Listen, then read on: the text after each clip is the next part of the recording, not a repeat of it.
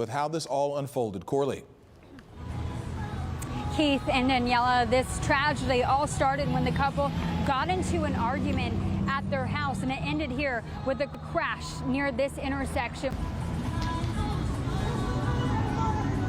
Now, investigators say it's unclear if the child was involved at this what that argument was about. Right now, both of the couple, they're in the hospital, and we know that the woman was undergoing surgery earlier today.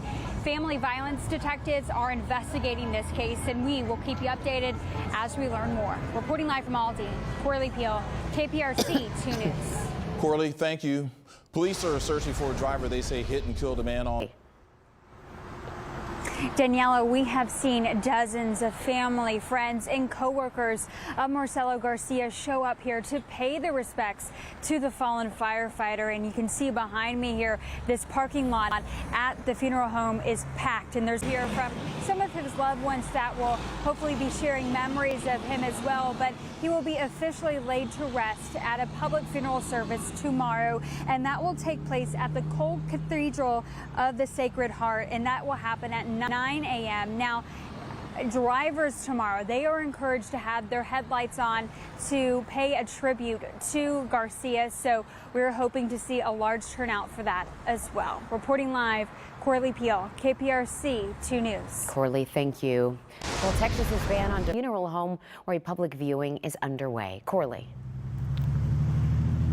Daniela, everyone who knew Marcelo Garcia says that he was so much more than a firefighter, and you can see behind me that hundreds of people are.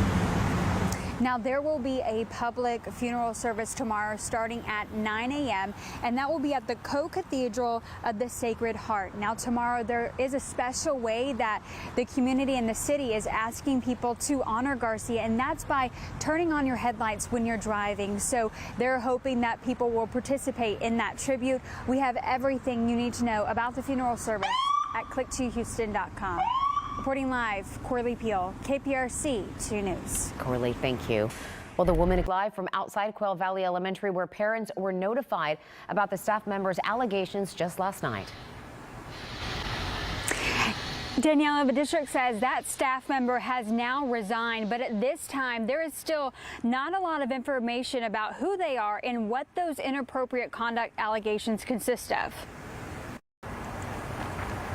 And in that email to parents, the district encouraged any students or parents or staff that have information or concerns about the allegations of inappropriate conduct to reach out to the Fort Bend ISD Police Department. You can also report that to Crime Stoppers and remain anonymous. And we have all of that information on our website at click2houston.com.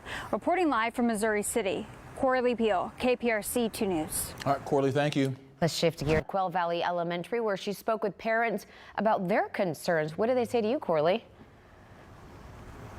Well, as of right now, the district hasn't given a lot of specific details about what happened here at Quail Valley Elementary School or who was involved. And parents are hoping for more answers.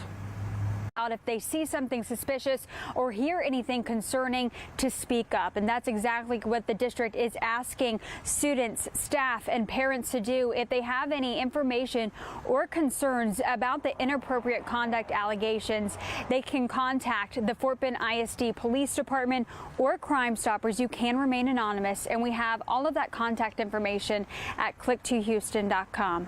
Reporting live from Missouri City, Corley Peel, KPRC 2 News.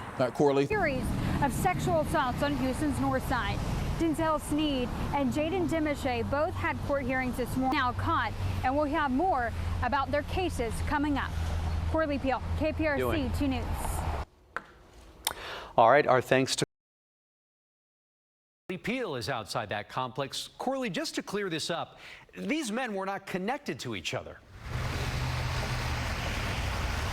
That's right. Even though these sexual assault cases are very similar, happened in the same part of town, and even within the same time frame, prosecutors are saying that these two men don't know each other and they weren't working together. Now, both Snead and Dumache are being held in the Harris County Jail. Snead has a $600,000 bond, and Dumache has a $1.1 million bond. Now, the scary thing about all this is that prosecutors are still working to figure out exactly how many sexual assault cases they have between the two. So they are investigating that as we speak. But coming up tonight at 6, we'll hear from neighbors who are grateful that both men are finally behind bars. Reporting live from Houston's north side, Corley Peel, KPRC 2 News. Corley, thank you. Over the past week, I've been talking to several people, including a woman who says she has been in fear for her life after she was attacked by one of the men. Even neighbors have said they've been scared for their safety, but a lot of them feeling more at ease. Both men are currently being held in the Harris County Jail.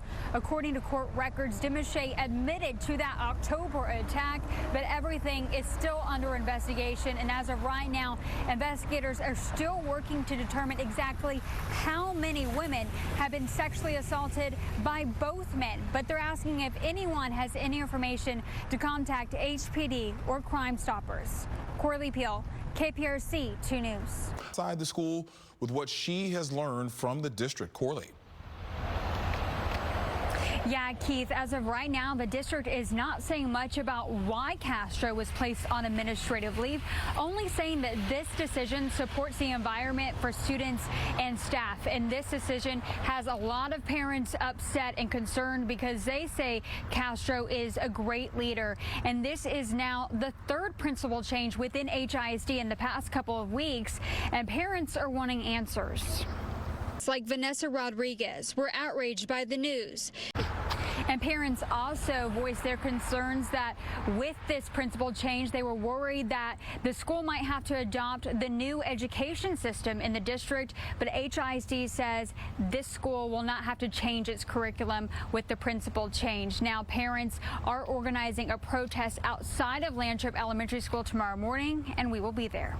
Reporting live, Corley Peel, KPRC 2 News. All right, Corley, thank you.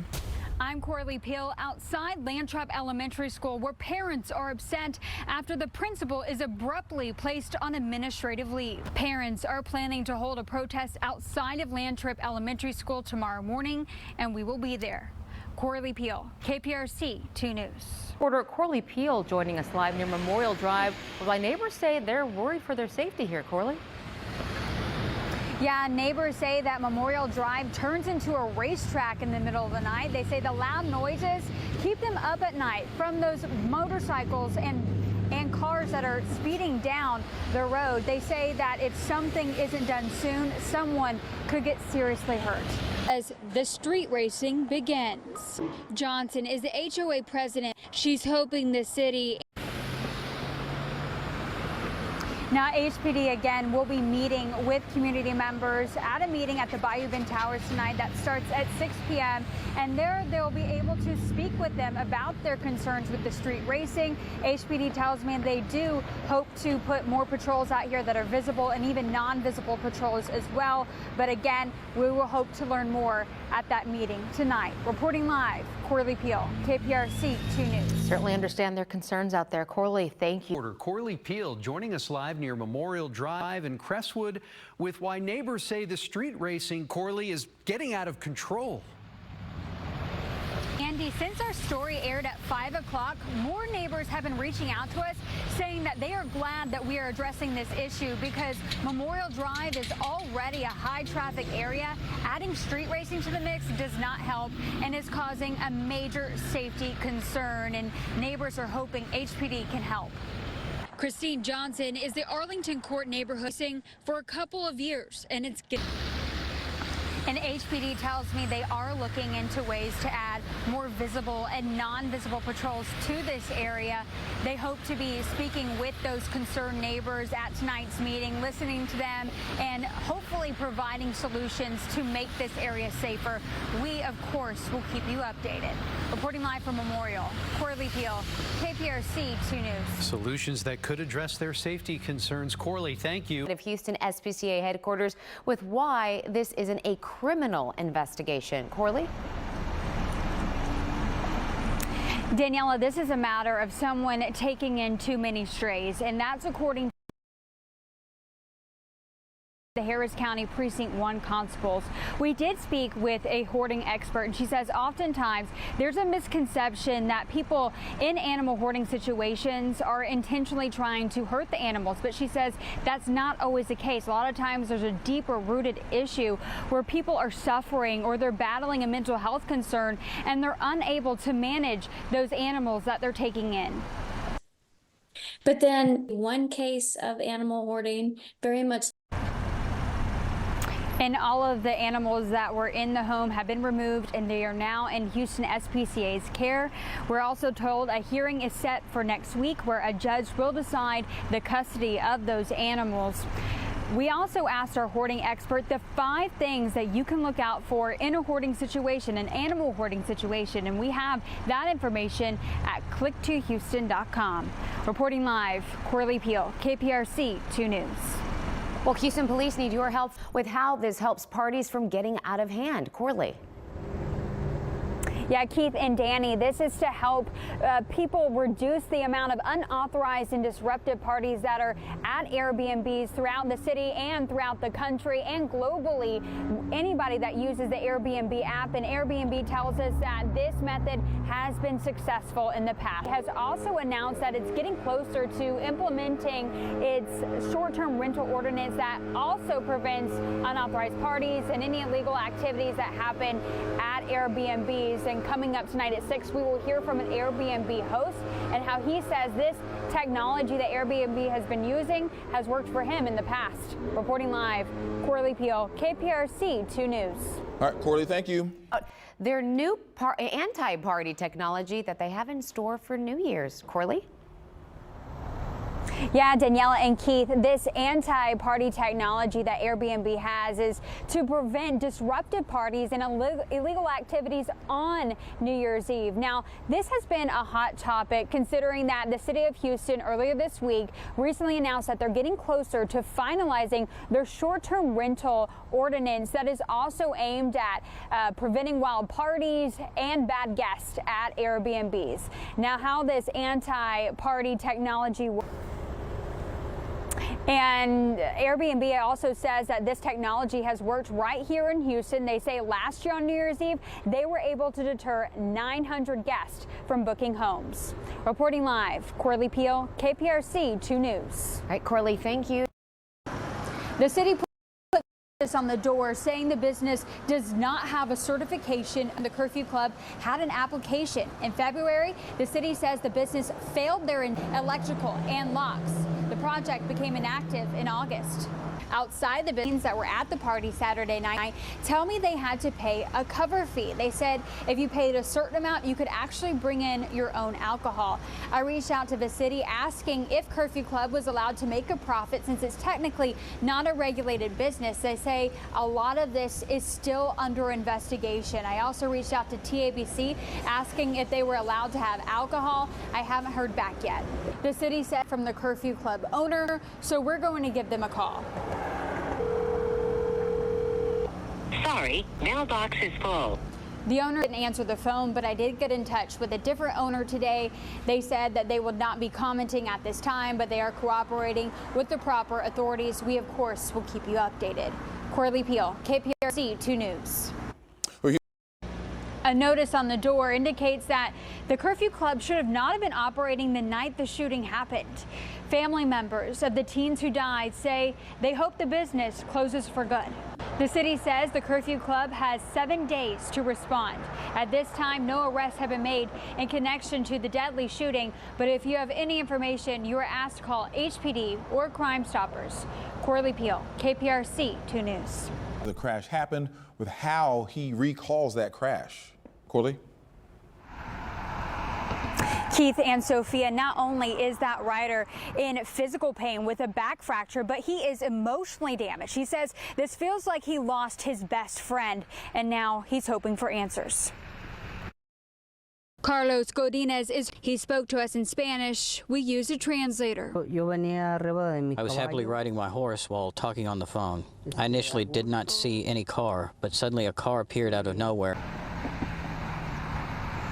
And at this point, there's not a lot of information about that driver, but police believe that they were in a white sedan, a small white sedan. They did obtain some surveillance footage in this area, but they're not releasing it at this time because they're waiting for more confirmation. Now, coming up tonight at 6, we'll tell you about the clue that was left here at the scene that they're hoping will point them to that driver. Reporting live from Pearland, Corley Peel, KPRC 2 News. Corley, appreciate it. Area, she spoke with the rider, but also shares a clue police found at the scene. Corley.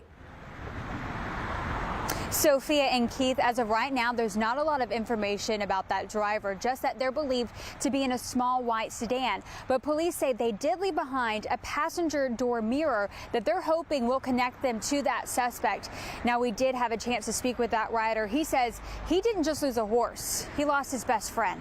Godinez is home recovery. We used a translator as he spoke to us in Spanish. I was happily riding my horse while talking on the phone.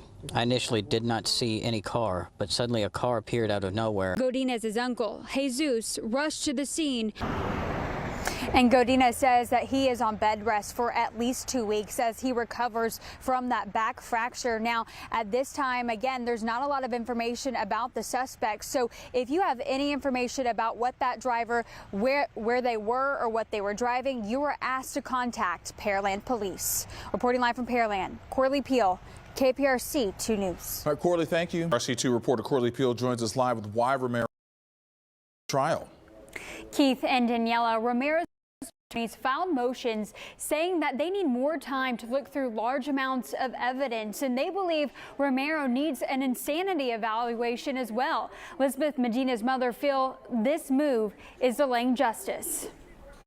This week marks 1 year.